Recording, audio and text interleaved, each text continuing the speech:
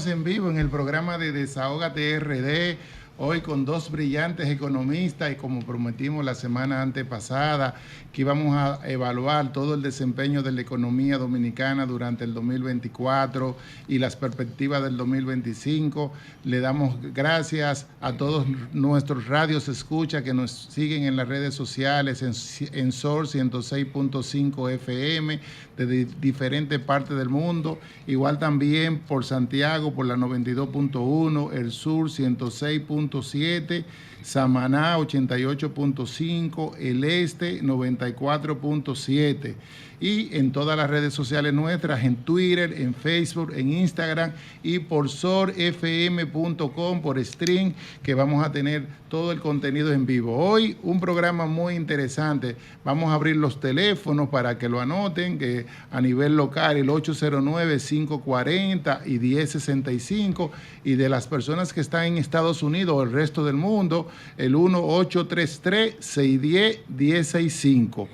Teléfono local 809-540-1065 y desde los Estados Unidos el 1-833-810-1005. Es importante que hoy vamos a abrir los teléfonos para que las personas nos cuenten cómo ha sido su año a nivel económico, qué esperan del 2025, cómo ven la economía del 2025 y nos cuenten.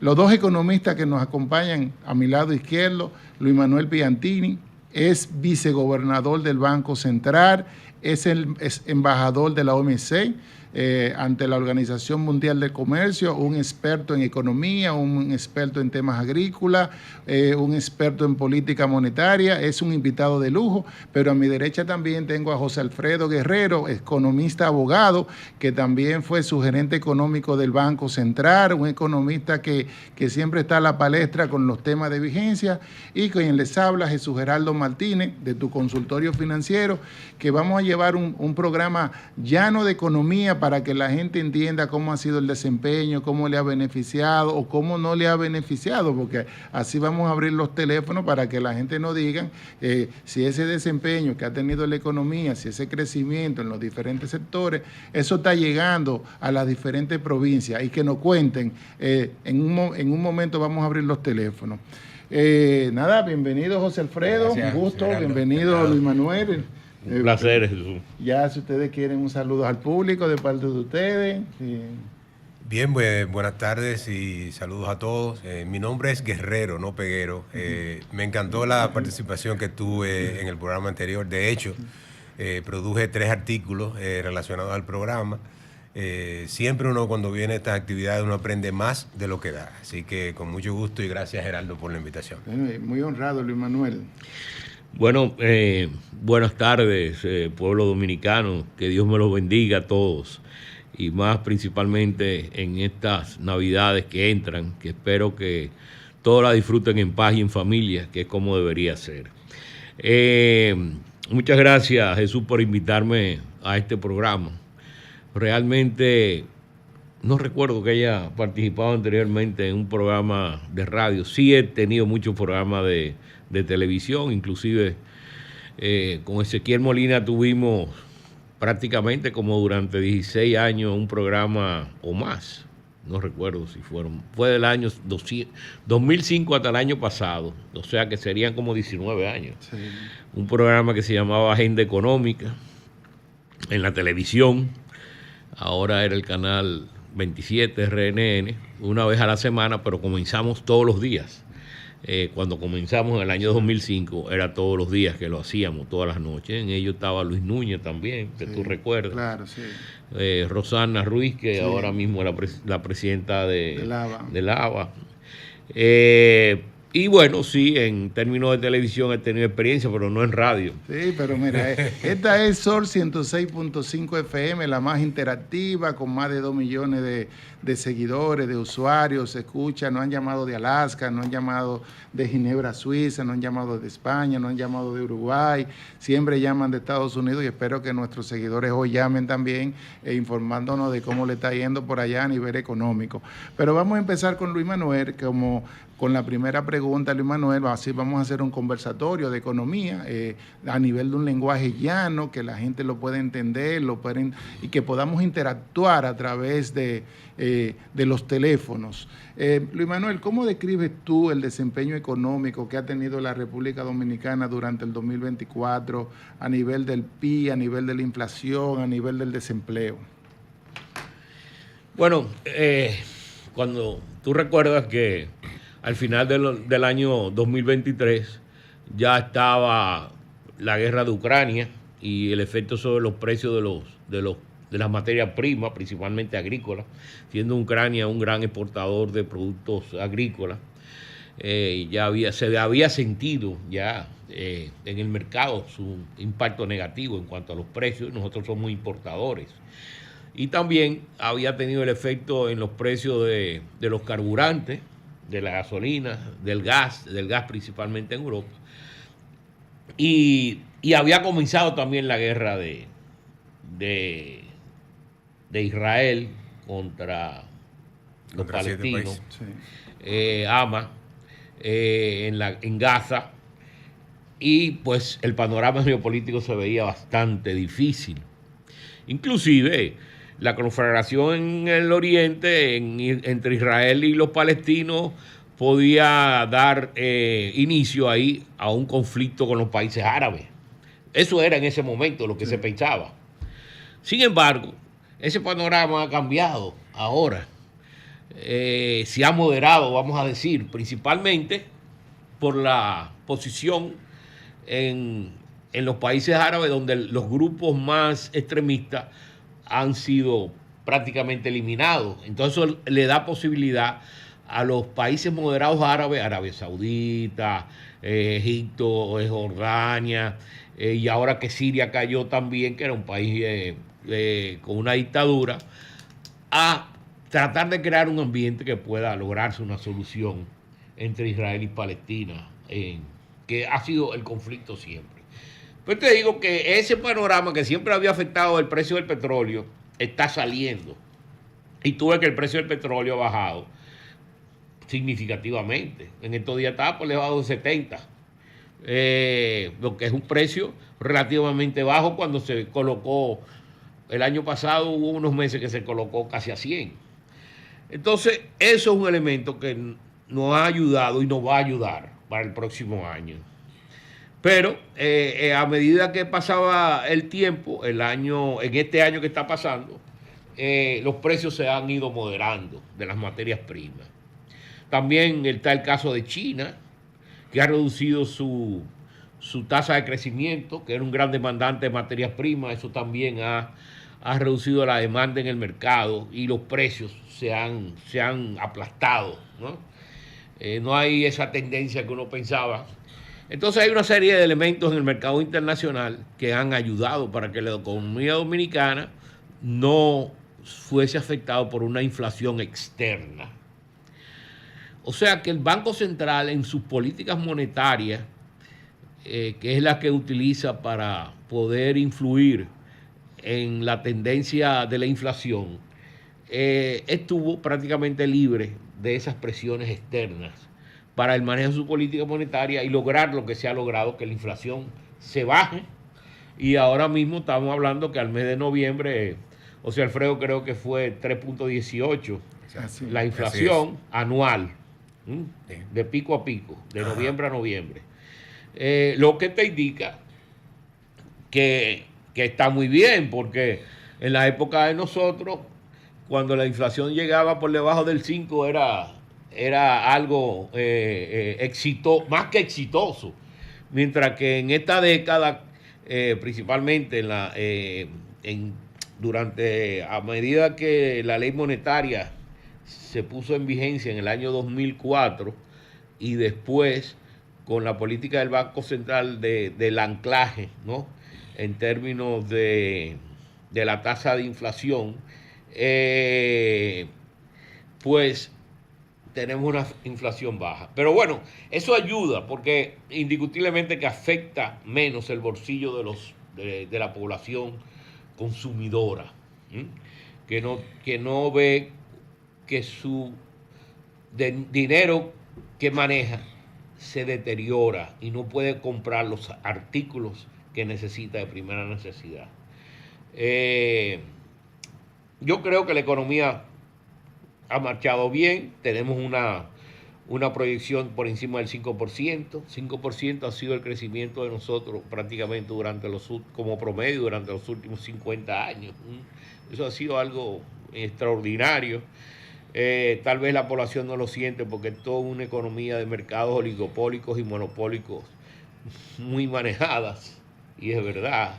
Aquí no estamos hablando de una economía muy de mercado, una economía en que los precios son muy controlados, principalmente en el área de la construcción, que es donde impacta más la vivienda.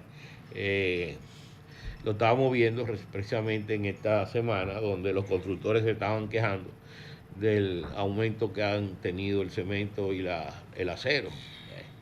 Pero bueno, lo que te digo es que República Dominicana, pese a sus problemas que hay, ha ido mejorando con relación a las otras economías de América Latina. Tú tienes que compararte con otras cosas para saber si tú vas mejor o vas peor. Y yo creo que nosotros hemos ido avanzando. No en lo que debemos de ir avanzando, porque aquí se hace mucho disparate también.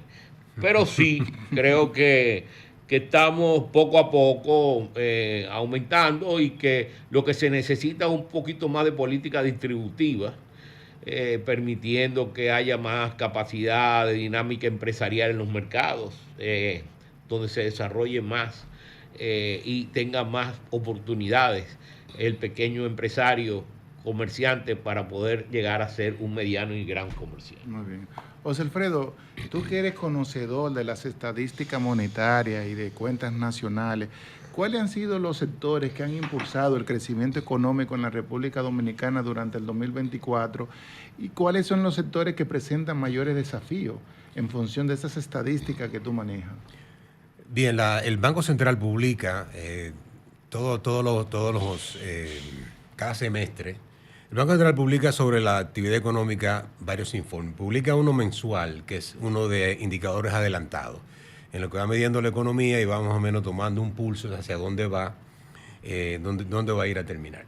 Pero siempre hace un informe completo, que yo invito a todas las personas que lo lean y siempre lo sigan en el Banco Central, que es el informe cuando corta un semestre. Por ejemplo, todavía no han hecho el tercer trimestre, pero en el del primer semestre del año, el Banco Central publica ahí todas las indicadores de lo que es el PIB.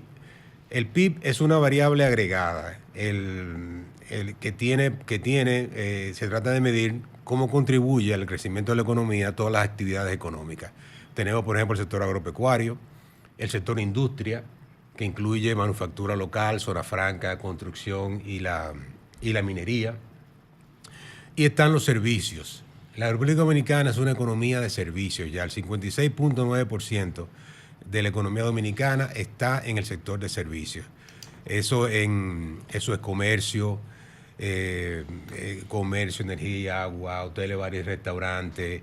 Esas son las actividades principales, que ya no son tanto República Dominicana para los oyentes que que tienen bastante edad ya.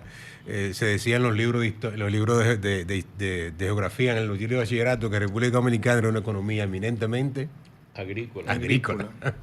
Ya no, la República Dominicana es una economía eminentemente de servicios, y entonces los sectores que más crecen, que como bien decía, el Banco Central hace un estudio de cada uno de esos sectores, cuál es el que más crece, trata de dar indicaciones de dónde y qué variables influyen. Por ejemplo, en el tema de la construcción, que es un sector de lo que ha crecido también bastante, ahí indica cuáles son las variables que lo impulsan. El sector agropecuario, que es uno muy importante, ha tenido un crecimiento en el año, pero el que más aportó a lo que es el segundo semestre del año es el de hoteles, bares y restaurantes. Es el que tiene más crecimiento con respecto al año anterior, y el que tiene menos es minería. Minas y canteras es un sector que ha ido decayendo, y un sector que aporta negativamente al PIB, pero un sector todavía pequeño, porque lo importante en el Producto Interno Bruto es cuánto pesan las actividades, que es algo parecido a lo que pasa con la inflación. En la inflación, si los camarones te aumentan, no es un gran problema. Los camarones son parte de la canasta básica del quintil más alto y pondera muy poco en la canasta básica. Ahora, si te sube el arroz, entonces sí, porque el arroz es uno de los más importantes. Y en ese aspecto, por ejemplo, para conectar un poco con lo que decía Luis Manuel, el tema de los combustibles. Los combustibles aquí no se mueven desde el año 2022. Han estado flat y no afectan la canasta básica. Al contrario, es de los productos que pesa mucho en la canasta. La gasolina regular es de lo que más pesa, pero entonces su variación es cero. Entonces eso ayuda a que el índice de inflación no sea tan alto.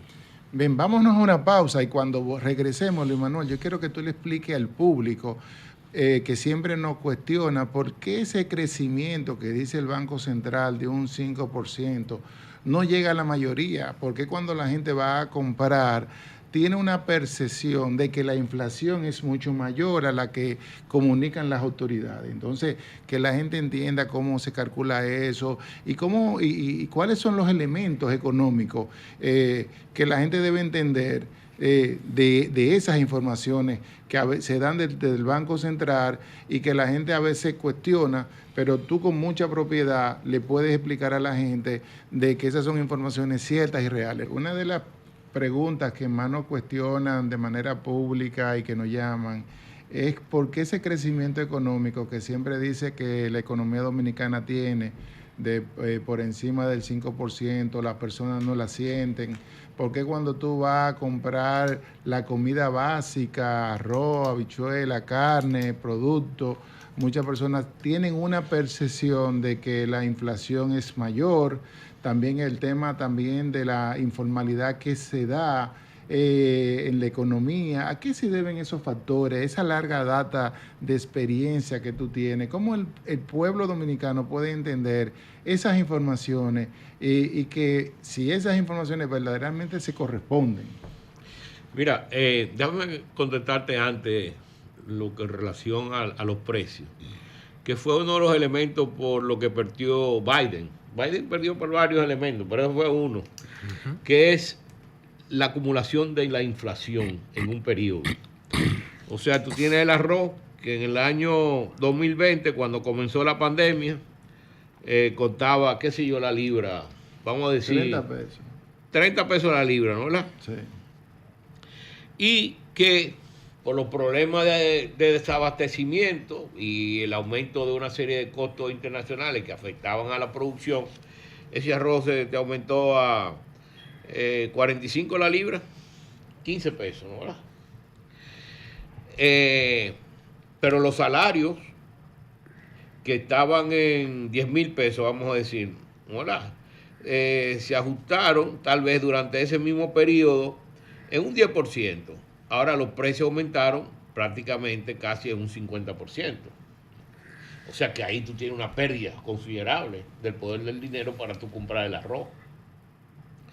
Entonces tú dices, bueno, que la inflación del año pasado para acá solo aumentó un 3% y que el arroz en vez de 45 está en 46. Y tú dices... Y entonces el pueblo te dice, no, está caro. Y dice, no, pues no puede ser caro porque la inflación el año pasado fue un 3%. Ah, no, pero ellos se acuerdan cuando ese precio estaba en 30 y no en 46 o en 45. Entonces es el efecto de la acumulación cuando tú no has aumentado los salarios en la misma proporcionalidad. O sea que tú puedes comprar esa libra una libra de arroz con el 10% de tu salario, pero ahora lo compras con el 15% de tu salario. Pero tú quieres comprarlo otra vez con el 10% de tu salario. Y si ese salario no se aumenta para que tú poderlo comprar con ese 10% de tu salario, entonces tú crees que tú no tienes suficiente dinero y que la inflación está muy alta. Y eso fue lo que le pasó a Biden. Y eso es lo que ha pasado en muchas partes del mundo también, que los sueldos no han crecido con la misma proporcionalidad que han crecido los precios a nivel de la materia prima. Y no era un efecto solamente del país, fue un efecto a nivel de escasez, a nivel internacional. Y eso no se diluye tan fácil. O sea, el país no puede diluir. Por ejemplo, hablaba José Alfredo de que el gobierno tiene congelados los precios de los combustibles desde el año 2022, ¿no? Y que eso no ha afectado prácticamente de manera directa el aumento, el impacto de lo que te cuesta producir un kilo de electricidad o el consumo de un galón de gasolina, que tú se lo pones al costo del producto. Ahora indirectamente sí lo tiene, porque afuera no está ese precio controlado y te afecta insumos que tú traes. Por ejemplo, el trigo tú lo traes de afuera y lo traes en un barco, y ese barco utiliza combustible y ese combustible ha aumentado de precio. Entonces eso lo ponen al valor del trigo, aun cuando el impacto de los precios internos del combustible no te haya afectado ese trigo. Sí te lo afectó el combustible que utilizaban para transportar el trigo hasta los almacenes de Molino Dominicano. Entonces, el otro elemento es que tú dices, bueno, aquí, que lo señalábamos al principio, la economía ha crecido durante 50 años 5%. Debería estar mejor distribuida, ser un país de clase media, ya, una clase media fuerte, 60% de la población, poco porcentaje de pobreza, pero no lo es. Aquí hay una población que es clase media, pero es una clase media en un pantano. Así se puede hundir, ¿no? Depende del disparate que hagan, ¿no? Así puede permanecer e ir saliendo del pantano o se puede hundir, dependiendo del disparate que hagan los gobiernos, sí. Pues estaba hablando de los gobiernos, y eso representa como un 20 o un 25% de la población. Entonces, hay otro 20% prácticamente que es la clase pobre, 19%, pobreza monetaria, 19%, vamos a poner un 20%. Y hay un porcentaje pequeño que se come el 80% de lo que produce la economía dominicana, porque como señalaba José Alfredo, el Producto Interno Bruto es lo que tú agregas al país. Ahora, tú producías 10 panes y ahora produces 12 panes. Tú agregaste 2 panes más. Pero ¿cuántas bocas comen ahora con esos 2 panes? No, lo mismo que comían antes. No, pero esos 2 panes deberían repartirse para más gente, porque tú tienes más panes ahora. No, pero ahora lo que comían antes ahora se reparten más panes. Y eso es lo que pasa aquí. O sea, tú estás aumentando el valor de la economía dominicana con nuevos productos de bienes y servicios, que solamente una clase de un 10% de la población te acapara el 80% de lo que se produce. Y tú tienes, eso lo dicen los números, eso no es inventado por mí, eso son encuestas que han sacado, ¿tú entiendes? Entonces, estudios que han evaluado esa situación. Sí, oiga lo que dice Luis Manuel. De todo lo que produce la República Dominicana, si póngale un número de 100, el 10% de la población recibe el 90%. Esos son los números que acaba de decir. Vamos a hablar del 80. El 80. Y entonces el resto del 90% de la población, de todo lo que se produce, recibe el 20%. Entonces por eso es que la gente, ese crecimiento no es equitativo y no siente. Y luego cuando él lo combina con el tema de los salarios que se han quedado bajos en el tiempo y que se ha perdido el poder adquisitivo, es decir, el poder que tiene la gente de adquirir productos y servicios, entonces las personas sienten, oye, ese crecimiento no me está llegando, pero ya él lo explica por qué, pero también está explicando por qué el tema de los precios, porque si tú tienes menos dinero, si pones más dinero en tu bolsillo, tú ni vas a mirar los precios de los productos, tú vas a comprar. Entonces, como ahora tú cuando veas vas a comprar, sientes que tiene menos, por eso tú sientes que la inflación es mayor, pero no es que la inflación es mayor, no es que la inflación es mayor, es que tu salario es el menor. ¿Es así o no es así, Luis Manuel? Bueno, sí, en términos de comprar. Pero hay un elemento básico ahí, y no quiero cogerme el programa. Yo quiero que concluya, porque yo tengo otra pregunta para ti antes de José Alfredo. Pero hay elementos de rigidez en la economía dominicana que te impiden que haya una mayor distribución.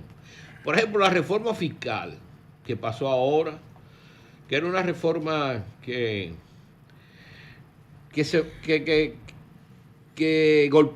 golpeaba no, o sea, era una reforma conflictiva en todos los sectores. O sea, no tuvieron el cuidado, ¿no? de dialogar adelante, ¿no? Sino que fueron directamente y lo hicieron conflictivo con todos los sectores y por eso no salió. Pero ¿qué era lo primero de la reforma como un elemento? Lo primero que ellos dijeron era que era para reducir la deuda, aumentar los ingresos para reducir la deuda y pagar menos intereses. Eso no fue así, porque esta reforma no fue para reducir, eso fue para aumentar los gastos corrientes, la reforma, y ellos lo justificaban. O sea que ese primer elemento que se vendió para la reforma no fue así. Después, otro elemento que era básico para la reforma era reducir el mercado informal, atacar aquellas partes estructurales de la economía que impiden que los trabajadores sean formales. Formales es que tú tengas seguro, que tú tengas una serie, que tú puedas tener un salario mucho mejor, porque ya puedes competir mejor en el mercado, que una serie de elementos, ¿no?, la que juegan en la economía, que el Estado puede lograr flexibilizarlo para que mejore el mercado de trabajo. Y mejorando el mercado de trabajo hay más mercado formal, hay más competencia, el trabajador tiene más disponibilidad de poder desarrollarse y aumentar su salario. Pero ahora esa reforma no fue para eso, ni logró ese objetivo, que es un objetivo básico para tú mejor distribuir el ingreso en el país. Yo solamente quería mencionar eso y no quiero seguir ahondando. Sí, pero antes, yo, con el perdón de José Alfredo, hay una pregunta que es clave y que debe ser de preocupación para todo el pueblo dominicano. Y es bueno que tú, como experto en políticas comerciales, yo tuve la oportunidad de acompañar a Luis Manuel en el 2007 en Ginebra, Suiza, cuando él era el embajador ante la Organización Mundial del Comercio. Y reciente, en esta semana, el presidente de la República emitió un decreto que aumentaba el 20% a las importaciones de arroz, que es el plato que come todo el mundo. En mi casa se come arroz todos los días. El día que no se come arroz, ahí tenemos un tema. Entonces, yo quiero que tú le expliques a la gente en ese lenguaje llano que tú has estado explicando, si eso beneficia al país o cómo eso va a impactar la mesa de cada uno de los dominicanos, ese nuevo impuesto o arancel que han puesto por decreto al arroz. Para que Luis Manuel tenga el chance de tomarse un vasito de agua. Adelante. Quisiera aclarar el punto de la mala distribución del ingreso que tiene la República Dominicana. Y precisamente te voy a tomar el dato de un portal que está ahora mismo creando Luis Manuel Piantini. Yo lo estoy ayudando a crear su portal económico, porque él comunica mucho, él escribe en el Listín Diario, va a programas de televisión. Entonces yo le dije de la idea de tener tener su portal para reproducir sus artículos. Bueno, la idea es que precisamente en un artículo de Luis Manuel, él aborda ese tema y él cita una entidad que se llama The World Inequality Database. Entonces, el dato correcto es que el 1% de la población dominicana acapara el 30% de los ingresos y que el 10%, el 60%. Okay, muy bien. O sea, no son los números que dimos, pero realmente sigue siendo una de las distribuciones más inequitativas del mundo, según la misma publicación. Eso sí realmente tiene la República Dominicana. Es un problema, tenemos una gran concentración del ingreso y eso es en parte porque, a pesar de que somos una economía de mercado, existe competencia, todavía los monopolios, los oligopolios son demasiado poderosos. Yo creo que yo fui recientemente a un programa que se trató de ver el asunto de la incertidumbre. O sea, el problema de nuestro país es que los empresarios trabajan con demasiada certidumbre y la economía de mercado, por definición, debe basarse en empresarios que hacen empresa, invierten sus recursos, pagan recursos, presentan al consumidor una opción, pero esa opción no es segura. O sea, cuando usted tiene una economía que usted tiene empresarios que lo que van a vender ya está seguro porque tienen productos que no pueden entrar para competir, ya sea por aranceles, ya sea por la competencia. No es solo el tema de que existe una ley, también puede ser actividades o rejuego administrativo que tienen. Entonces, si las ventas son seguras, entonces no hay posibilidad de que siempre se van a dar los monopolios. El empresario tiene, en toda economía competitiva, el empresario tiene que estar apostando con sus ingresos, pero sin una seguridad de la venta. Y eso es lo que pasa, eso es lo que parte de lo que refleja la mala distribución del ingreso que tiene República Dominicana. Muy bien. Pero, José Alfredo, ahora que estamos en ese punto, es bueno que tú también hables del mercado informal, porque eso es un elemento muy importante, lo que tú puedes. En el micrófono. Digo que, José Alfredo, ahora que estamos hablando en ese punto, es bueno que tú también termines profundizando en el asunto del mercado informal del trabajo, porque eso es, y de las empresas, porque no solamente es el trabajo, es todo. Cuando tú estás hablando de que el 44% de las empresas son las que pagan impuestos, y hay un 56% que no pagan, que fue un elemento importante también en términos de que el gobierno baja la capacidad de poder responder a la necesidad de la población, porque hay un porcentaje muy alto de las empresas que no pagan y de personas que no pagan, porque los obreros ahí tampoco pagan impuestos, o ni nadie paga impuestos en una empresa informal. Sí, o sea, el mercado informal nace por un exceso de regulación y también un exceso de tasas. O sea, ¿cuál es el principal elemento de la informalidad? El principal elemento de la informalidad es que si usted pone una empresa y entra a la DGI, el 27%, el 25% de lo que el empresario saca de lo que es su residual, después de pagar después de adelantar el gasto, porque hay una cosa importante con el empresario. El empresario, antes de generar un peso de ingreso, está adelantando el dinero del salario. Él paga todo el capital de trabajo de la empresa. Entonces, cuando recibe las ventas, pago a todos los suplidores, pago a mis trabajadores, me quedan 100 y tengo que entregarle 27 al Estado. O sea, la empresa formal aquí evade porque tiene que trabajar una cuarta parte del año para el gobierno, y eso es absurdo. O sea, la tasa de impuestos sobre la renta tienen que bajar para que la formalidad mejore. Y también el tema de una legislación laboral que está hecha muy garantista para el trabajador. O sea, tenemos un código laboral que tiene muchos beneficios, pero que son beneficios entre comillas, porque al final lo que hacen es encarecer el trabajo, y entonces hay muchas cosas que se pueden sustituir, y en vez de tenerla como beneficios marginales, tenerla realmente transparentada dentro del salario, como es el caso de la cesantía. Yo creo que todas las personas que trabajan aquí en esta emisora y todos los trabajadores todo el día saben lo que le toca de cesantía si el empleado elimina el contrato laboral de manera unilateral. Y lo tienen y lo calculan porque está ahí. Ahora, eso es un absurdo, porque entonces un trabajador se quiere ir de la empresa, entonces lo que comienza a portarse mal para ver si lo sacan, etcétera. No, eliminemos la cesantía, pero pagando a los trabajadores el valor real de lo que acumuló. O sea, porque el problema laboral aquí es, con la reforma laboral, que se quiere decirle a los trabajadores, mira, tú tienes un acumulado de cesantía, pero olvidémonos de eso, vamos a poner un tema, vamos a cambiarle y vamos a poner ahora un seguro de desempleo. No, aquí hay que sentarse a hablar con los trabajadores y decirle, mira, la cesantía suya es tanto, yo le voy a dar tanto, un cálculo actuarial de lo que eso vale, y esto se lo voy a entregar en un lump sum, se lo voy a entregar en cuotas, para poder hacer una reforma que entonces el salario refleje realmente el aporte de la productividad laboral a la empresa. Ahora, José Alfredo, ¿cuánto de ese mercado laboral están ahora mismo con cesantía y unos que no tienen cesantía? Bueno, todo el que está formal tiene que hacer la provisión de cesantía. ¿Cuánto tú crees que está formal? Porque es el problema de aquí. Que hay un grupo que te controlan las decisiones de un mercado de trabajo cuando no tienen mayoría. Claro, las empresas que son monopólicas, las grandes, tienen que hacer cesantía, o sea, porque tienen contratos formales. Pero ¿qué es lo que pasa aquí? Pero entonces el beneficiado son los son los trabajadores de las grandes empresas, los de las medianas y pequeñas empresas no tienen beneficios. Exactamente. Las cesantías están en contra de los pequeños y medianos trabajadores. Así es. ¿Entiendes? Así es. Rommel, vamos a abrir los teléfonos, vamos a repetirlo de nuevo antes de que Luis Manuel nos hable del arroz, del tema que dijimos.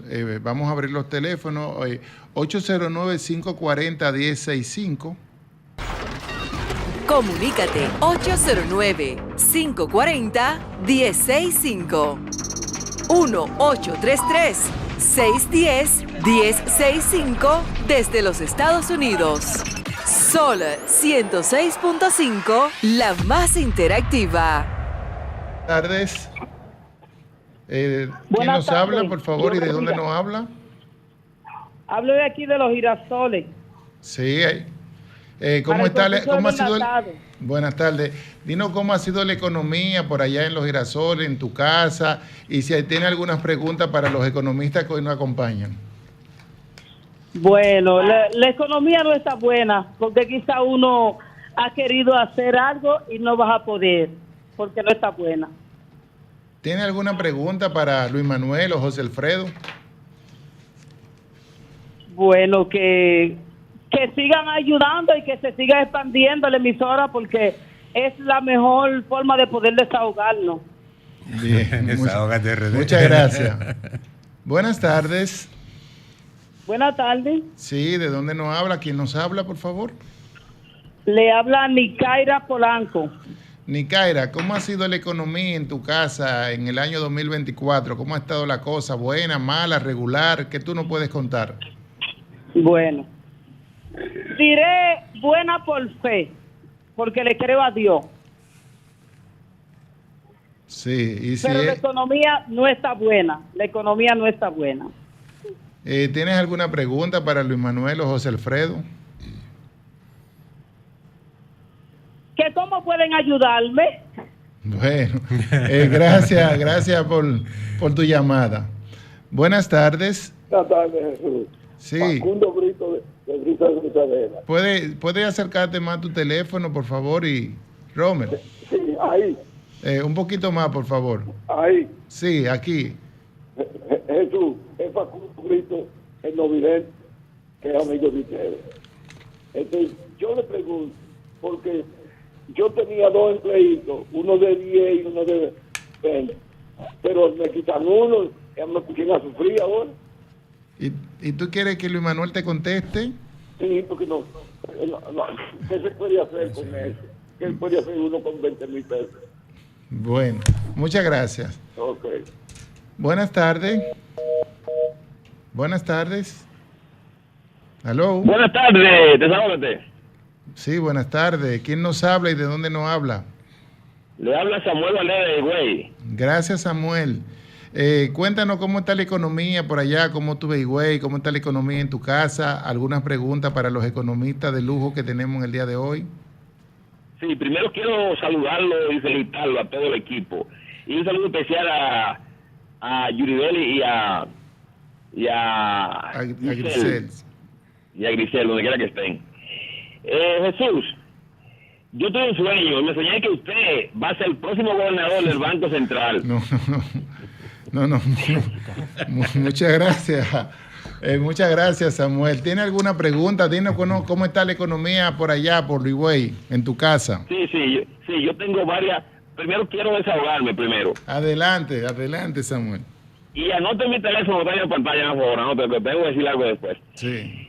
Oye, don Jesús, ahí de los señores que están ahí, el vicegobernador del Banco Central, Sí. para esta economía, y para el señor presidente Luis Abinader, y para los funcionarios de este gobierno, y para los políticos ladrones que hemos tenido en este país, para ellos sí está bien la economía. Ahora, para el pueblo llano no está bien. Entonces, debemos de tanta demagogia. Ustedes, yo estoy seguro que ganan más de 200,000 pesos presentemente. Entonces, para ustedes también. No está bien la cosa. Aquí en Higüey la gente está cayendo a pedazos. Aquí en Higüey la gente está cayendo a pedazos. Aquí no se siente el crecimiento económico que está viendo este país. Entonces, díganme, yo quiero que salgan al pueblo ya, no salgan, para que vean cómo van a ver muchas familias que no van a cenar pasado mañana, el 24. No van a cenar porque no tienen que cenar. Eso es todo. Muchas gracias, Ya me Samuel. desahogué, Gracias. Buenas tardes. Buenas tardes. Buenas tardes. Aló. Se cayó la llamada, que vuelva a llamar la persona. Aló. Bueno, Rommel, se cayó la llamada. Vamos a esperar que sigan llamando para que nos digan ¿Qué fue lo que fue que te dijo uno? Que tú vas a ser gobernador del Banco Central. Pero bueno, tiene la competencia. Sí. Pero ahí No se tal vez equivocó. él no escuchó, la persona de Higüey, lo que nosotros estábamos hablando. Y uno de los problemas de los dominicanos es que se precipitan a hablar sin haber escuchado lo que se está diciendo. Porque ya tú tienes unas ideas prefijas, ¿m?, sobre lo que tú quieres decir. Y ahí pierdes el entendimiento y la capacidad de poder conversar y dialogar, que es una desgracia que tenemos los dominicanos. Porque aquí se habló muy claro, inclusive, José Alfredo dijo que el 1% de la población, por un estudio que se hizo, recibe el 30% de ese Producto Interno Bruto de la economía, y que hay un 10% que recibe el 70%. 60. El 60%. ¿no? Cuando tú subes a un 10 más, ya te puede llegar al 70% y pasarte eso, el 20%. O sea que hay un 80% que lo que recibe es un 30%, que es lo que nosotros estamos diciendo aquí, señor. O sea, eso es lo que realmente nosotros estamos diciendo aquí, que hay una mala distribución de los ingresos y de las ganancias de la economía entre la población. Y que eso debe ser una función del Estado. Ahora, ¿cómo debe ser una función del Estado? En la forma en que el Estado gasta el dinero. Si el Estado crea mucha inversión, entonces da oportunidad que el sector privado crezca y produzca más y aumente más la cantidad de personas, ¿no? También todo depende de la educación. Porque si un señor se prepara durante 20 años y va a la escuela, y va al liceo, y va a la universidad, y después entra y tiene un buen trabajo, esa persona pues tuvo el derecho de tener un buen trabajo y de ganar un buen salario porque se preparó. Ahora, si hay uno que se la pasa borracho o jugando, pues ese no tiene derecho tampoco. O sea, estoy poniendo los extremos. Ahora, ¿cuál es el problema? En la educación dominicana se ha destinado mucho dinero y se ha logrado poco. ¿Por qué? Porque no está preparado el profesorado, no está preparado la capacidad, y entonces el que estudia tal vez no está adquiriendo las habilidades para poder desarrollar sus capacidades y tener una mejor oportunidad de aumentar sus fuentes de ingresos. Tenemos dos llamaditas más acá. Buenas tardes. Buenas tardes. Buena, ¿cómo está? Sí, ¿quién nos habla y de dónde nos habla? De Villalinda de Pantoja. ¿Cómo está la economía por allá, por Villalinda de Pantoja? Bueno, está ahí más o menos. O sea que la carne está muy buena, pero dándole gracias a Dios por todo. Pero ha llegado el cariñito del gobierno, por lo menos, para allá. Ay, no, por aquí nadie lo he visto, nadie. Bueno, ¿alguna pregunta para los economistas que tenemos acá hoy? Dígame a ver. Bueno, pues muchas gracias por tu llamada.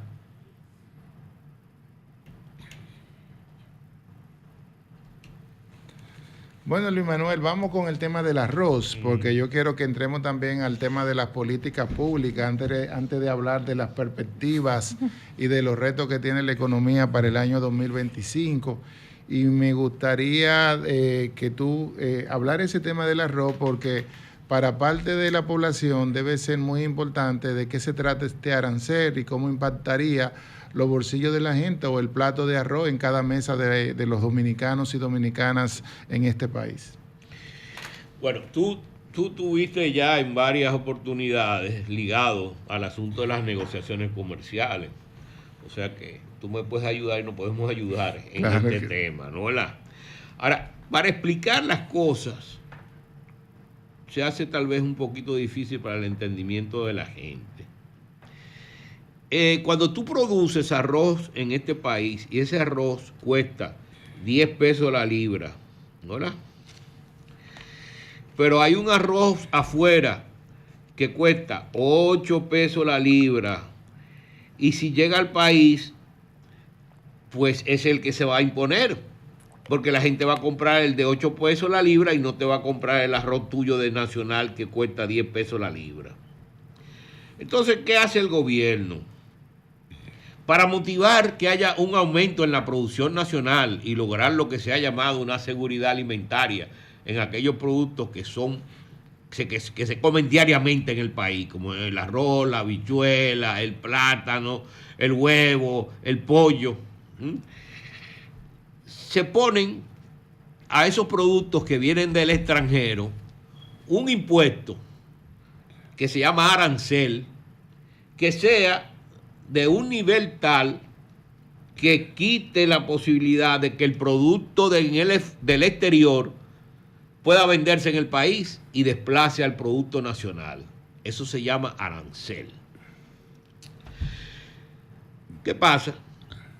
Cuando el país ingresó a lo que se llama la Organización Mundial de Comercio, se dio una negociación anterior a esa, que fue la culminación del acuerdo de la Ronda del Uruguay.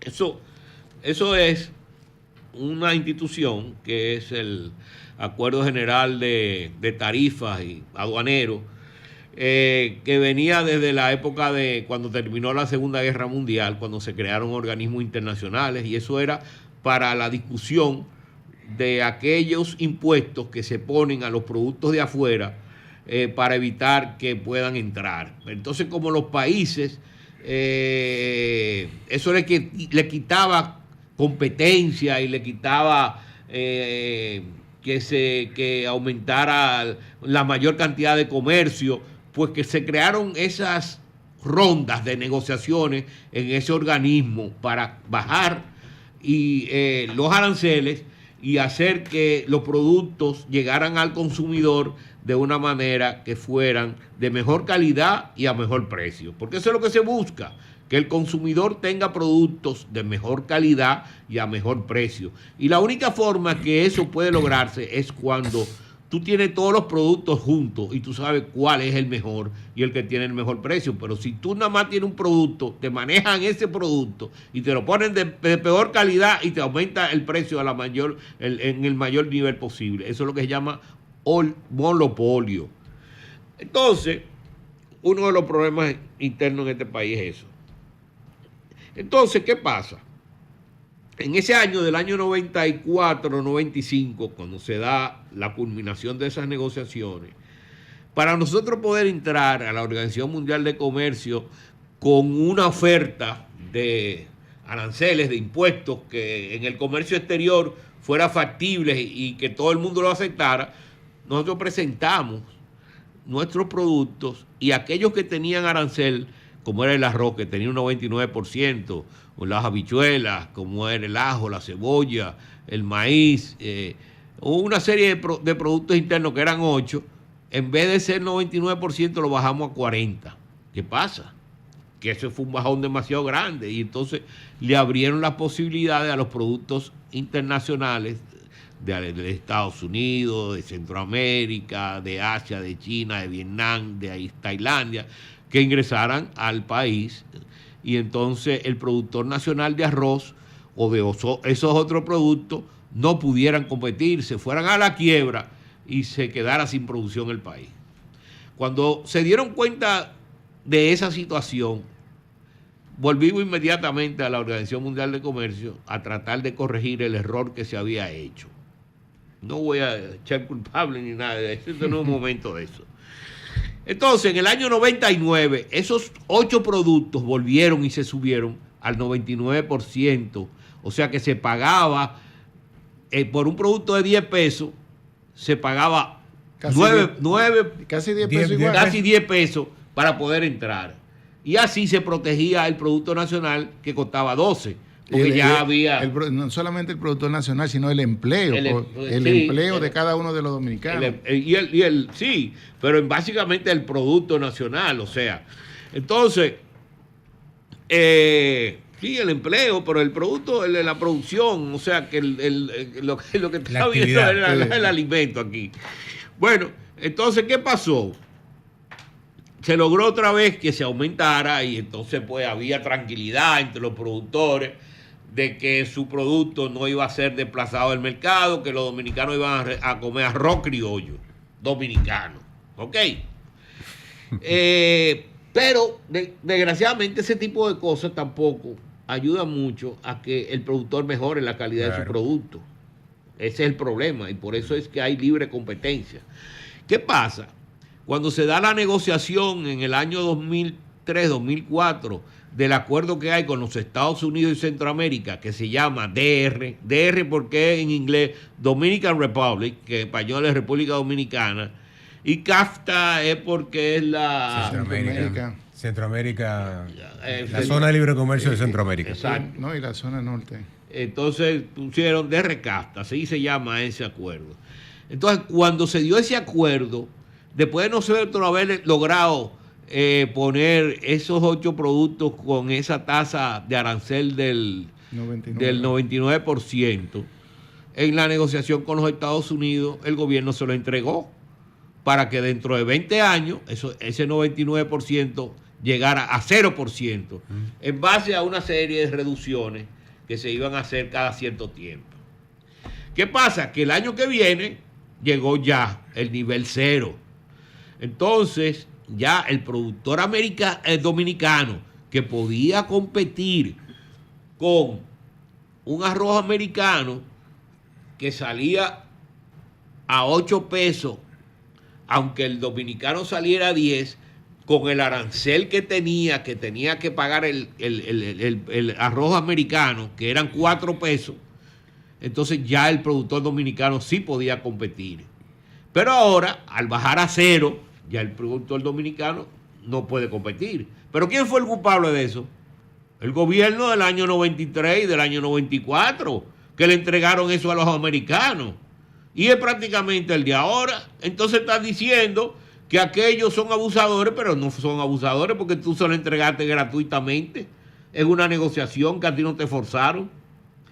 Tú debiste haber hecho como otros países también, que se guardaron algunos productos dentro de su seguridad alimentaria y haber logrado eso. Ah, no, pero tú querías empujones, que eso se lograra, ese acuerdo. Porque había un sector de los empresarios que querían que se diera el acuerdo porque que se iba a quitar un acuerdo que había antes que se llamaba Plan Reagan, que lo hay ahora también, porque existe. Lo que pasa es que a nosotros se nos vendieron que eso se iba a acabar. Ese Plan Reagan lo que hacía era que los productos de nosotros entraban a los Estados Unidos sin pagar aranceles, pero que los productos americanos entraban al mercado dominicano pagando aranceles. Ah, bueno, pues se decidió nosotros salirnos de ese acuerdo y que fuéramos iguales los Estados Unidos y la República Dominicana, cuando eso no es verdad, porque son economías totalmente diferentes. Ahora, ¿qué pasa? Ahora emitieron un decreto que incumple el acuerdo con los Estados Unidos. Para mí, como técnico, no sé, puede ser que hayan logrado algo por debajo de la mesa, que Trump, el próximo presidente de los Estados Unidos, le haya dicho no hay problema. Un hombre que le encanta poner aranceles, ¿entiendes? Entonces, tal vez cuando llegue Trump, los arroceros americanos le van a decir, pero mire, presidente, ahí los dominicanos le pusieron un arancel aquí a este producto cuando debió estar en 0, ahora le han puesto 25 o 30 o no sé cuánto fue, o lo subieron a 99 otra vez, pero es una barbaridad porque hay un acuerdo con ellos. Entonces Trump, que es un precipitado, dice, póngamele 25 a todos. Y ahí se va a la zona franca para Costa Rica, y se van para Guatemala, y se van para El Salvador, y se van para Nicaragua. Y nos quedamos entonces sin zona franca y sin arroz. Bueno, cuando vengamos, vamos a ir a una pausa, Rommel, y cuando vengamos, José Alfredo, yo quiero que tú nos hables de las políticas públicas que ha estado ejecutando el gobierno para fomentar el crecimiento y la estabilidad económica. Quisiera conocer tu parecer con relación, y que quisiera también que conectara con la bomba que nos dejó aquí Luis Manuel, que si Trump nos mete un 25% de arancel y se nos va a la zona franca, se nos va muchísimo, ¿qué va a pasar con la economía? Las personas de Estados Unidos, nos gustaría que los que nos están escuchando, Rommel, por favor, repite los teléfonos para que nos llamen, y ahí pedirle a José Alfredo de antemano que si nos llaman vamos a tomar la llamadita. Claro. Adelante, Rommel. Comunícate 809-540-1065. 1-833-610-1065 desde los Estados Unidos. Sol 106.5, la más interactiva. Gracias, Robert. Los radioescuchas de Estados Unidos que nos llamen. José Alfredo, antes, cuando nos fuimos a la pausa, te pedía que nos hablara de las políticas públicas que ha estado implementando el gobierno, cómo tú ves las políticas que se han implementado en el 2024 para el crecimiento, cómo han impactado el crecimiento y la estabilidad económica, y cuál es tu parecer en ese sentido. Sí, me gustaría con el tema del arroz. Como sí, porque Limonel me preguntó de eso también. Con el tema del comercio internacional, yo soy un radical en el aspecto de el libre comercio total. Para mí, el libre comercio, un tratado de libre comercio se hace en una página que diga todo lo que entra al país tiene un arancel cero, todo lo que sale del país tiene arancel cero. O sea, los aranceles para mí no deberían existir, porque no deberían existir en el mundo, porque imagínense ustedes, si eso fuera una política buena, ¿por qué no tenemos aranceles a nivel interno del país?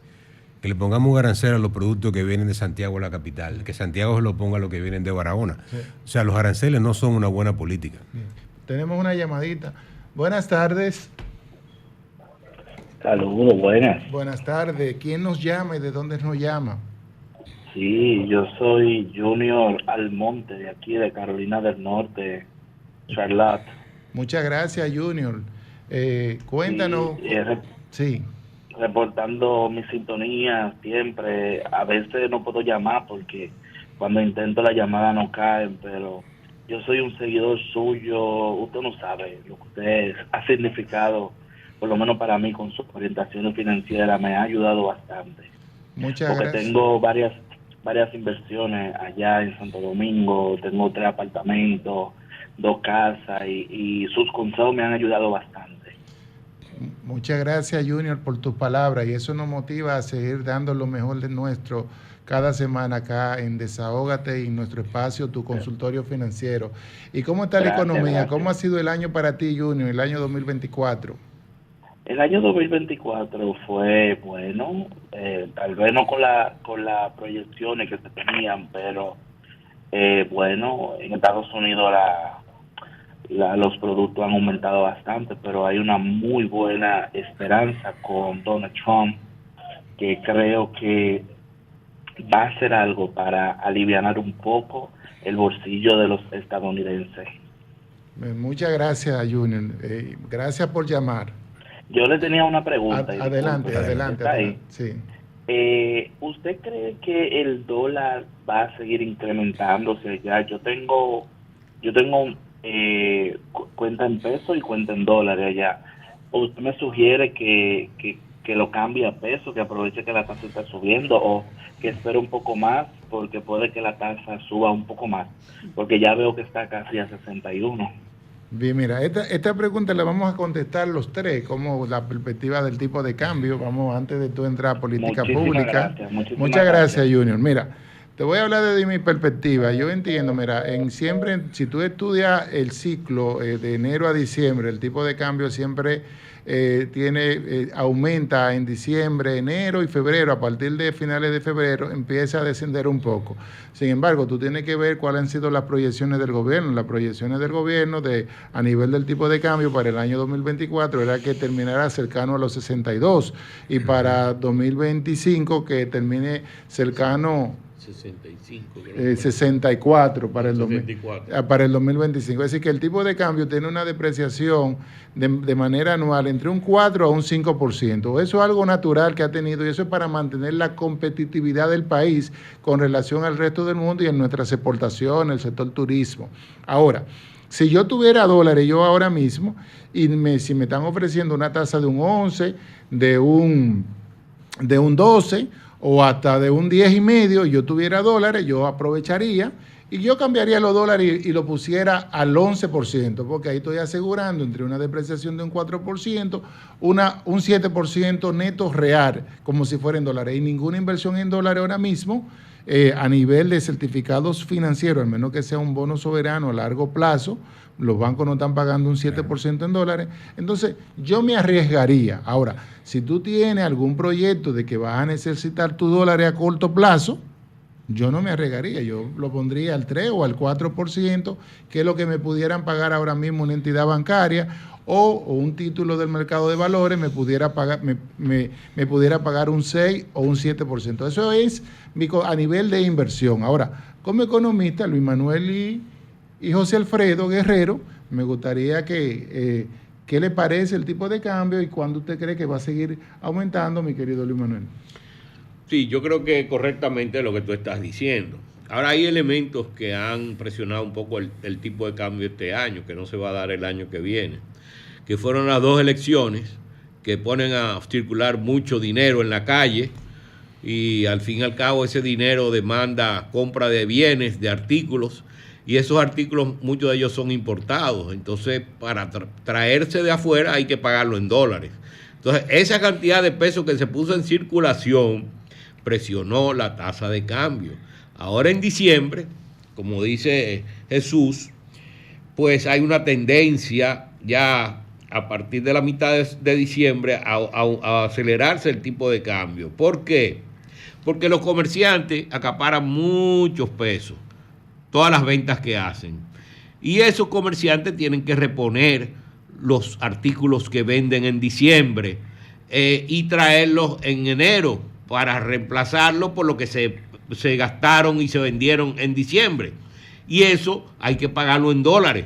Entonces esos comerciantes tienen esa presión que se ejerce en el mercado en diciembre, en enero, en febrero, como decía Jesús, y ya a partir de mediados de marzo eso va quitándose presión porque se terminan de pagar las obligaciones que hay afuera del comercio que importó para las Navidades. También el próximo año hay menos presión en el mercado porque va a ser un año más tranquilo a nivel internacional. No va a haber una presión de la inflación, a menos que el presidente Trump no arme un lío arancelario con los aranceles en los Estados Unidos. Pero por lo menos va a haber tranquilidad. Además, el medio circulante y los billetes en poder del público, que el año pasado a esta fecha estaban aumentados en 10.5%, ahora está en menos de un 2%. O sea que hay menos dinero en la calle. Y esa cantidad de menos dinero en la calle va a demandar menos dólares en la calle.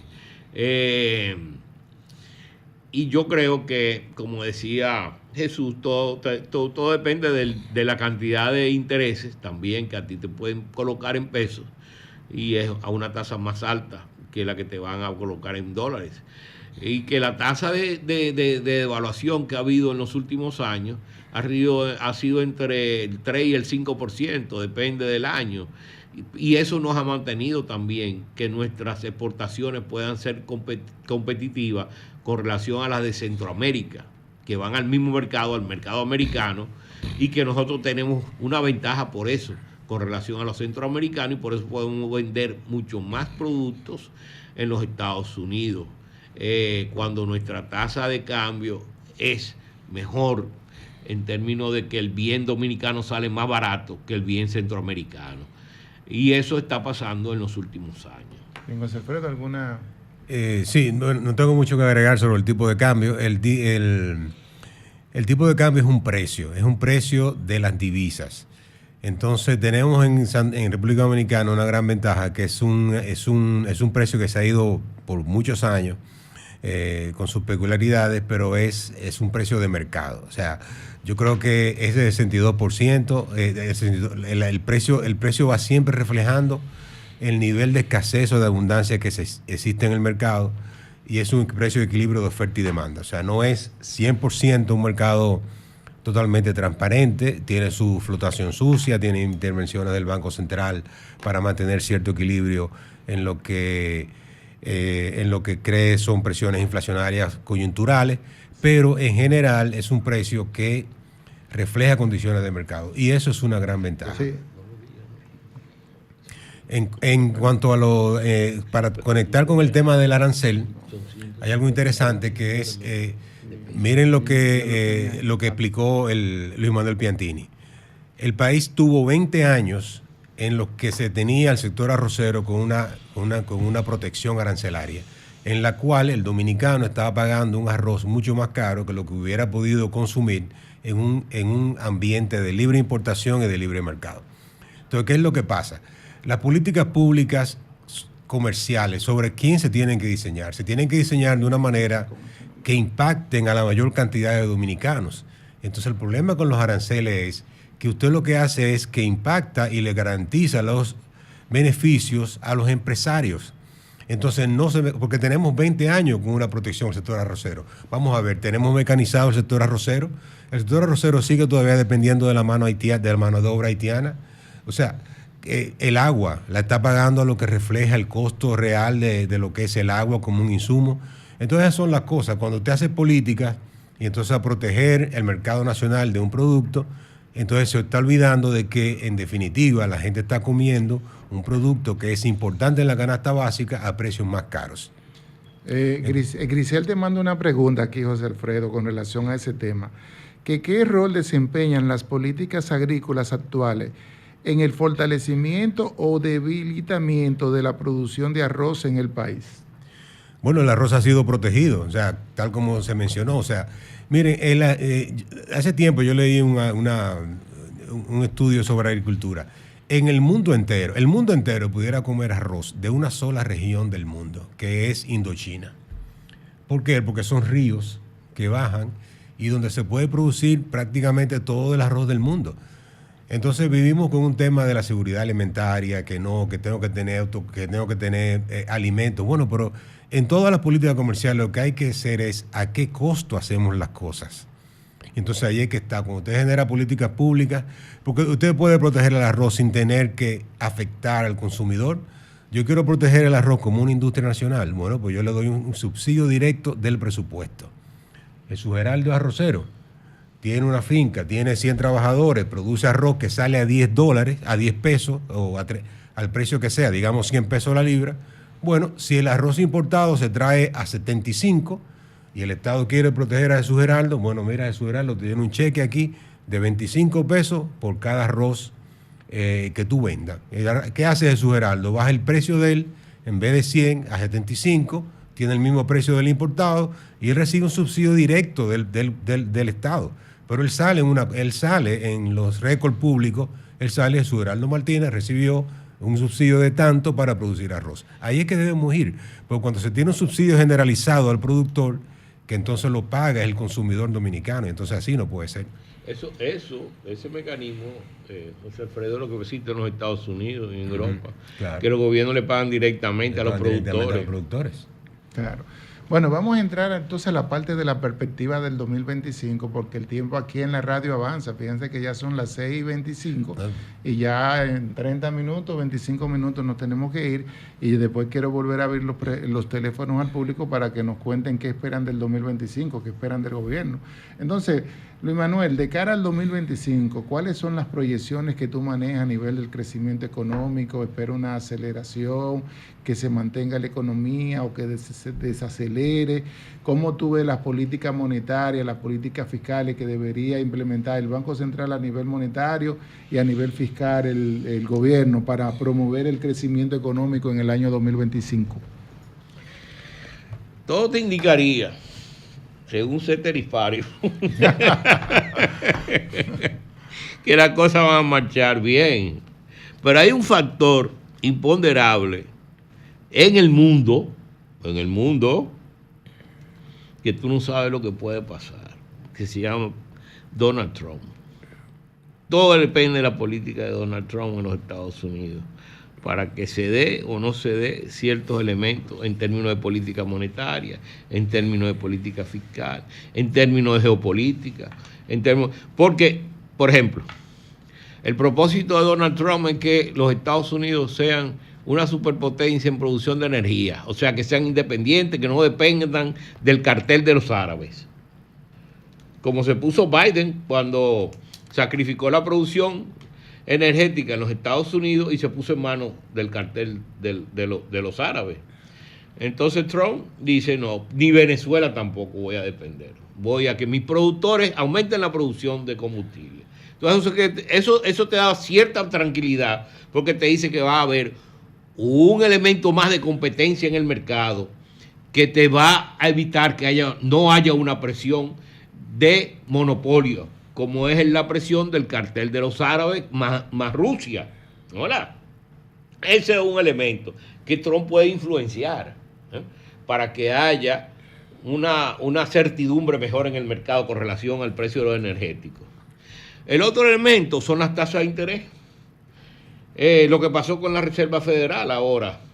La Reserva Federal es el Banco Central de los Estados Unidos y es el que fija la tasa de interés en base a cómo evolucionan los precios y cómo evoluciona el mercado de trabajo. Porque en los Estados Unidos el Banco Central tiene que estar pendiente de lo que pase en el mercado de trabajo y en base a lo que pase en el mercado de trabajo, ellos también pueden influir en su decisión de tasa de interés, aunque la inflación esté cayendo o esté bajando, porque ahí hay dos elementos que tú tienes que compensarlo en términos de la decisión que tú vas a tomar. ¿Qué le aporta mayor ventaja al mediano y a largo plazo de la economía norteamericana cuando tú tomas esa decisión? Pero aquí no, aquí solamente el Banco Central tiene que fijarse en la inflación. Entonces, ¿qué pasa? El año que viene todo depende del señor Trump, pero ya la Reserva Federal, el Banco Central en los Estados Unidos dijo no. Yo tenía previsto que voy a hacer 4 movimientos para bajar las tasas de interés el año que viene en los Estados Unidos. Y en vez de estar en 4.50... 4.25. No, que la bajó a 4.25. Sí. La bajó a 4.25. Entonces, a partir de ese 4.25, yo en vez de ponerlo a 3.25, la voy a dejar en 3.75. ¿Por qué? Porque Trump me crea una incertidumbre con eso de las tasas de aranceles que está poniendo y eso puede apreciar los precios internos y aumentar la inflación en los Estados Unidos. ¿Por qué? Porque te están poniendo el producto extranjero más caro en el mercado americano y el mercado americano es deficitario en muchos productos extranjeros que van a los Estados Unidos. Bien, José Alfredo, ¿y cómo tú ves el tema de esta caída de la tasa de interés de Estados Unidos, que en esta semana bajó la tasa de política monetaria a 4.25 con relación a la tasa de política monetaria que tenemos nosotros a nivel de un 6%? ¿Cuáles son las perspectivas que tú veas de que siga descendiendo? ¿Cómo eso impactaría los bolsillos de la gente si sigue descendiendo la tasa de interés de política monetaria? Y de tu punto de vista a nivel de política fiscal, ¿qué espera para el año 2025? Bueno, comenzando por la última, en política fiscal es fundamental que se someta a la reforma tributaria.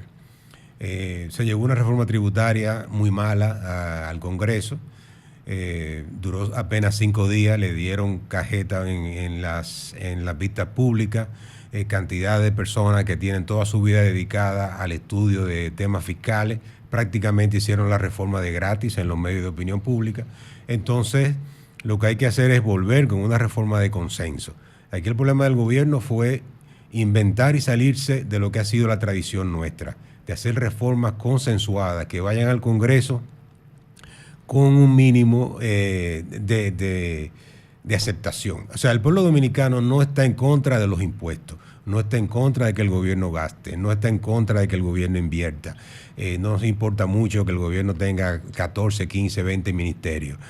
Tampoco se opone a las ayudas sociales. O sea, somos un pueblo que todavía no es libertario, anticapital, antigobierno, anarquista.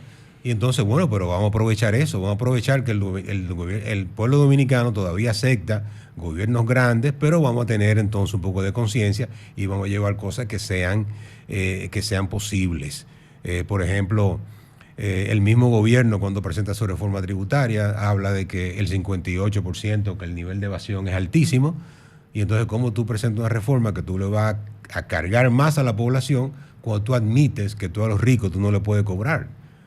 Recuerden lo que acabamos de decir ahora, un 1%, un 10% tiene el 60%, el 60% de los ingresos. Bueno, así no. Entonces, yo creo que esa reforma fiscal tiene que entrar porque es una forma también de que un elemento fundamental de las finanzas públicas se dé, que es el sostenimiento de la deuda pública y la posibilidad de seguir emitiendo bonos soberanos. Atención, las calificadoras de riesgo han dado un outlook o una perspectiva positiva al país, pero lo hacen con la conciencia de que se va a someter a una reforma. El gobierno dominicano no le ha dicho a los mercados de capitales que se va a pasar de aquí al 2028 sin reforma tributaria. No lo ha dicho, no lo ha dicho tajantemente de que no lo va a hacer. ¿Y qué es lo que están haciendo los calificadores? Sabiendo que realmente se necesita una reforma tributaria. O sea, sin eso no va a haber posibilidad de tener entonces un gobierno con finanzas públicas estables y un gobierno que aumente la inversión pública, que ese ha sido un problema de que se ha sentido realmente una baja inversión pública con respecto al PIB. Se anuncian muchas obras, sí, el gobierno está haciendo trabajo, mucho con lo poco que está haciendo, con lo poco dinero que tiene, pero entonces tiene que tener más recursos para hacer cosas mejores. Y así en esas cosas sí se puede entonces ajustar. Y eso también va a ayudar el tema de las políticas de tasa de interés. O sea que, y en cuanto a Trump, yo creo que está haciendo y va a usar la tarifa solo para un tema de presión. Y yo creo que a Canadá y a México lo que le ha dicho es ayúdenme con el tema de la inmigración, que no lo soporto. Y una gran ventaja que va a tener Trump es que por fin Trump ahí, cuando inicie su política de deportaciones masivas, a ver si por Dios entonces nosotros nos ponemos en ese mismo riel y comenzamos a sacar de aquí una mudanza de millones de haitianos que van a hacer colapsar la economía dominicana. Comunícate 809-540-1065. 1-833-610-1065 desde los Estados Unidos. Sol 106.5, la más interactiva. Gracias, Romer. Y desde ya tenemos llamada por aquí. Buenas tardes. Hola. Sí, buenas tardes. ¿Quién nos habla y de dónde nos llaman? Todo bien, sí. Llamando al programa Desahógate. Sí, ¿quién nos llama y de dónde nos llaman? Pilar. ¿De dónde? Desde Santa Rosa Segunda. Bien. Kilómetro 17. ¿Y cómo está la economía por allá y qué espera del 2025, Pilar? Bueno, en primer lugar, positiva en Dios. Lo primero, tener a Dios en primer lugar y creer que sí, que va a hacer todo de buen éxito, que va a haber mejoría. Muchas gracias, Pilar. Sí. Igualmente, feliz resto de la tarde. Igual, gracias, Pilar. Dios me lo bendiga en grande. Gracias por ese programa tan excelente para mí. Gracias, Pilar. Bueno, Luis Manuel, aquí tengo una pregunta que no puedo dejar que se nos vaya, y tanto a ti, José Alfredo, que también va para ti. ¿Cuáles son los principales desafíos internos que enfrentará la economía dominicana en el 2025, como el déficit fiscal, el endeudamiento público, que al día de hoy, a noviembre, son 58 mil millones de dólares, 20 mil millones más que el año 2020, o la informalidad laboral? Me gustaría escuchar tu parecer, cómo ve esos desafíos y cómo debería enfrentar el gobierno esas tres variables: el déficit fiscal, el endeudamiento público y la informalidad laboral. Déjame darte un caso. Por ejemplo, en términos del gasto, que tiene que ver mucho con lo que al final resulta si es un déficit o un superávit en el gobierno. Porque mientras el gobierno tiene más gastos y menos ingresos, entonces el gobierno demanda que el sector privado le preste ese dinero. Porque antes era el Banco Central. Y como era el Banco Central que ponía más dinero en la calle por la maquinita, entonces se creaban un problema de inflación como lo que hubo en los años 80, que fue una década de mucha inflación, porque el Banco Central utilizaba su maquinita para llenar el déficit, los huecos, el exceso de gasto que tenía el gobierno sobre los ingresos. Y así es la deuda. externa. Cuando cambió la maquinita del Banco Central, entonces el gobierno se dirigió hacia afuera a buscar dinero. Pero llega un momento en que hay exceso en el gasto. Mire, por ejemplo, Balaguer hizo como 28 presas en los 20 años que creo que tuvo. Sí.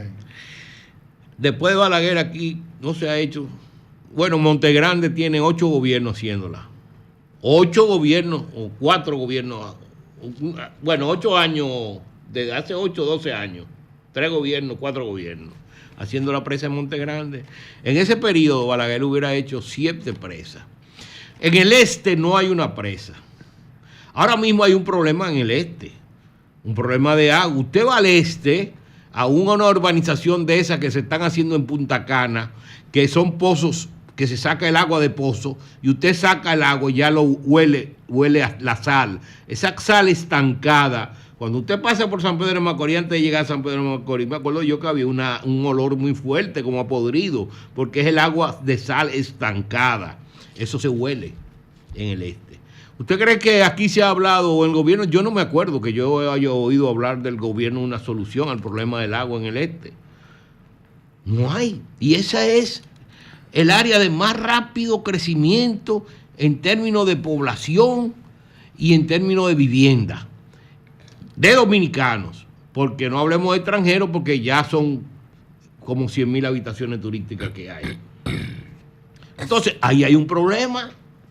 Pero ¿qué pasa? El gobierno crea 30,000 empleos en lo que va del año. Entonces el gobierno dice que su objetivo es un gobierno electrónico.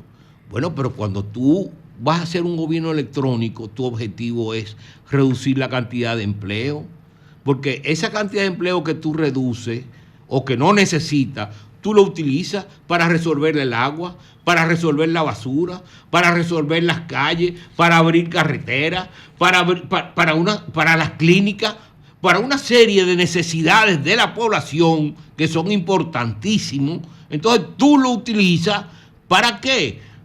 Para montar políticos. Y eso no puede ser, que el dinero de uno vaya a la cloaca y no a crear productos como es darte más agua a ti para que tus hijos no se enfermen o que te limpia tu ciudad para que tampoco tus hijos se enfermen. Entonces, ahí es que tú ves la diferencia entre el uso del gasto de un gobierno, lo que puede ser beneficioso para el futuro y lo que no es beneficioso y que se está gastando y que está haciendo que el gobierno necesite cada vez más dinero porque no tiene para darle al político y para resolver el problema de la población.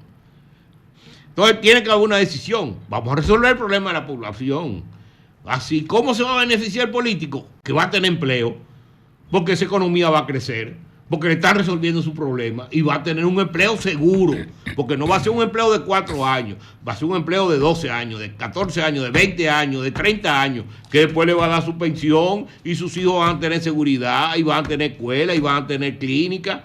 ¿Por qué? Porque el gobierno está invirtiendo para que el país crezca y para ellos poder captar mayores impuestos para beneficiar a la población con mayores escuelas, con mayor salud, con una serie de elementos adicionales, vivienda. Entonces, ¿qué te digo? El gobierno tiene que cambiar su filosofía y preocuparse más por crear productos que generen riqueza y no productos que generen cloaca. Porque eso es lo que están generando, productos que generan cloaca, que se vaya a la cloaca y no productos que generan riqueza. Tú no puedes, si hay una población, mire por ejemplo, aquí dice el gobierno que el 19% de la población es pobre, pero le da subsidio al 51% de la población, que es 1.4 millones de familias. 1.4 millones de familias, usted multiplica 3 miembros por una familia y te das 5.2 millones de personas. Entonces tú le vas dando subsidio a que a 3 millones, a 5 millones. A 3 millones que no necesitan. A 3 millones que no necesitan. Se lo está sacando de mi bolsillo, que yo soy un trabajador que lo necesito para comprarme cosas, esos impuestos, para dárselo a otro que no hace nada. que está en un... Porque es un problema aquí, hay un problema serio en este país, por eso hay tantos haitianos ocupando la plaza que debería tener el dominicano, porque el dominicano se está acostumbrando a los subsidios, a lo barato, y se está acostumbrando y se está acostumbrando a las remesas. Las remesas también te crean esa mentalidad, porque viene de afuera, lo que trabaja tu familia afuera te lo mandan para que tú vivas de eso, y tú no das un golpe. Tú no das un golpe y tú dejas porque no lo necesitas que el haitiano pues se desplace el trabajo que tú lo hubieras podido ocupar. Y ahí hay un problema serio en este país sobre eso, de que el gobierno de beneficencia lo que está creando es ese tipo de calidad en la población dominicana. Mira, por ejemplo, y eso lo poníamos en la década de los años 80. En Puerto Rico, el gobierno americano daba muchos subsidios a aquellos que no tenían empleo y que era una población de bajos ingresos. Entonces había una población, y eso fue un ejemplo que se dio, y fue latente, y por eso se menciona tanto. Había una población que vivía debajo de un puente grande. Entonces esa población, como en el puente Duarte, que había una gente que vivía ahí abajo, o esos puentes secos que hay en los elevados, que hay gente que vive ahí abajo. Entonces ese tipo de gente el gobierno le daba, porque eran gente necesitada y que no tenían vivienda. Entonces el gobierno puertorriqueño construyó vivienda y esa gente la alojó en esas otras viviendas. Pero en el momento de alojarlo en esa otra vivienda, ya para el gobierno ellos no necesitaban más recursos, porque para poder vivir en una vivienda, porque ya tenían su vivienda, lo que necesitaban era trabajo. Pues ve acá, esa gente cuando se vieron que el gobierno no le estaba dando el dinero, dejaron la vivienda y volvieron a vivir debajo del puente otra vez, porque eso era lo que quería, que le dieran dinero para beber, para fumar y para jugar. Bueno, José Alfredo, las reformas estructurales que requiere el país para el 2025 en aras de mantener la competitividad y el crecimiento económico. Repitiendo nuevamente, la finanza pública tiene que estabilizarse con una reforma tributaria. Esa reforma tributaria es lo que va a permitir que la deuda externa sea sostenible, que también el gobierno tenga los recursos para hacer las inversiones. Pero lógicamente las inversiones las va a hacer si, como bien dice Luis Manuel Piantini, cambia el enfoque. Yo creo que aquí el dominicano, en República Dominicana hay muchos diagnósticos. Este es un país que está para mí sobrediagnosticado. O sea, la oportunidad de hacer las cosas bien están. Y es cuestión de ponerse en eso. O sea, yo creo que el país tiene un gobierno que tiene muchos excesos, quizá un servicio exterior demasiado grande, una empleomanía también que se puede reducir. Pero nada, o sea, son cosas que hay que hacer, esos ajustes. Yo creo que una cosa muy buena que va a pasar es que hacia eso va la geopolítica o la política internacional van en eso. Fíjate que Donald Trump, una de las cosas que tiene es crear una entidad que se llama DOGE, o sea, que lo que va a buscar es reducir entidades federales, y es un proceso muy bonito porque incluso se está viendo en las redes. O sea, Elon Musk, el dueño de X, eso va a ser uno de los que va a dirigir esa red. Y entonces yo invito a todas las personas que tengan cuenta en Twitter también, que vayan a Twitter y sigan esas cuentas para que ustedes vean la cantidad de excesos que están detectando en el gasto federal y cómo esas cosas pueden irse reduciendo. O sea, yo creo que entonces una llegada de gobiernos que están también en esa línea, ahí está el gobierno de Milei. O sea, yo creo que hay muchos ejemplos de cosas que están pasando fuera que podemos imitar. Ni decir de Bukele, que Bukele tiene... A mí me encanta la cuenta de Bukele en X, porque es un presidente que todos los días anuncia que en El Salvador hubo 0 homicidios. Y el día que ocurren 2 homicidios en un sector, le tira la mitad de la Fuerza Armada a sacar del suelo y de la cuneta donde están metidos los tipos y lo mete en cárceles con muy pocos derechos procesales. O sea, allá las cosas, o sea, esas cosas tenemos que imitarlas. O sea, yo creo que tenemos mucho diagnóstico y muchos presidentes y muchas políticas que se van a seguir ahora para hacer las cosas bien. Entre ellas también el aspecto migratorio. la Unión Europea admitió que lo que se hizo con las fronteras abiertas fue una política deliberada, Y nosotros nos unimos a los organismos internacionales y le pedíamos a la comunidad internacional que entonces nos resolviera un problema con los haitianos que estaban entrando al país, cuando esa misma comunidad internacional estaba promoviendo fronteras abiertas. Ayer hubo un ataque terrorista musulmán a alemanes que estaban cristianos en un mercado de Navidad, y entonces esos excesos van a tener que irse corrigiendo, y nosotros realmente el 2025 tiene que ser un año decisivo para ver si vamos a seguir como una isla fusionada, como un país fusionado, o si realmente vamos a poner y controlar la migración, porque ese para mí es el problema fundamental del país. Si no resolvemos eso en el 2025, mi propuesta es que en diciembre, el 31 de diciembre, se subaste el Panteón Nacional y ahí se ponga un spa. Un spa para dar masaje y hacer todo eso. Luis Manuel.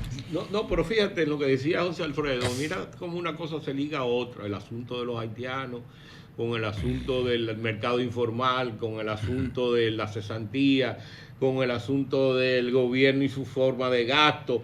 O sea que hay una serie de elementos que tú tienes que tomarlo a todo como al toro, que tú lo tienes que coger por los cuernos, porque si no, te cachetea. Así es.